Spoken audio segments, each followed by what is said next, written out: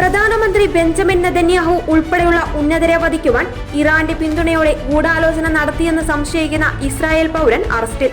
തുർക്കിയുമായി ബന്ധമുള്ള വ്യവസായിയെയാണ് ഇസ്രായേൽ സുരക്ഷാ സേന അറസ്റ്റ് ചെയ്തത്.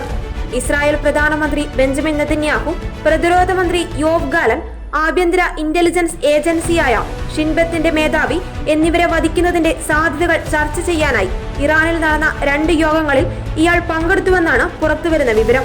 കഴിഞ്ഞ മാസമാണ് ഇയാളെ അറസ്റ്റ് ചെയ്തതെന്ന് ഷിൻബെത്തും ഇസ്രായേൽ പോലീസും സംയുക്ത പ്രസ്താവനയിൽ അറിയിച്ചു. 2 തവണയും അതീവ രഹസ്യമായാണ് ഇയാൾ ഇറാനിലേക്ക് പോയത്. ദൗത്യം നടപ്പാക്കാനായി ഇറാന്റെ പക്കൽ നിന്നും ഇയാൾ പണം കൈപ്പറ്റിയെന്നും പ്രസ്താവനയിൽ പറയുന്നു. ദക്ഷിണ ഇസ്രായേലിലെ നഗരമായ അഷ്കലോണിൽ നിന്നുള്ള മോദി മാമൻ എന്ന 73-കാരനാണ് അറസ്റ്റിലായത്. ഒരുപാട് കാലം തുർക്കിയിൽ താമസിച്ചിരുന്ന ഇയാൾക്ക് അവിടെയുള്ള തുർക്കിഷ് ഇറാനിയൻ പൗരന്മാരുമായി അടുത്ത ബന്ധമാണ് ഉണ്ടായിരുന്നത്.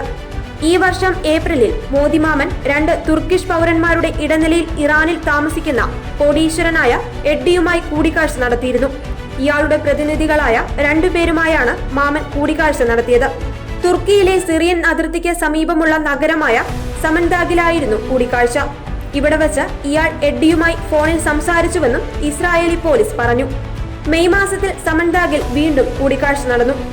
എഡ്ഡിക്ക് ഇറാനിൽ നിന്ന് പുറത്തു വരുവാൻ കഴിയാത്തതിനാൽ മോദി മാമനെ കിഴക്കൻ തുർക്കിയിലെ അതിർത്തി വഴി രഹസ്യമായി ഇറാനിലെത്തിച്ചുവെന്നും ഇറാനിൽ വെച്ച് മാമൻ എഡ്ഡിയുമായും ഇറാൻ സുരക്ഷാ സേനയിലെ അംഗമെന്ന് പരിചയപ്പെടുത്തിയ ഗ്വജ്ജ എന്ന ആളുമായും കൂടിക്കാഴ്ച നടത്തി.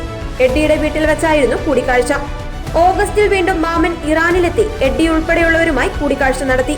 ഈ കൂടിക്കാഴ്ചയിലാണ് നെതന്യാഹു ഉൾപ്പെടെയുള്ളവരെ വധിക്കുവാനുള്ള ഗൂഢാലോചന നടന്നത്. ഇതിനുശേഷം ഇസ്രായേലിലെത്തിയപ്പോഴാണ് മോദി മാമൻ അറസ്റ്റിലാകുന്നതെന്നും ഷിൻബെത്ത് പ്രസ്താവനയിൽ പറഞ്ഞു.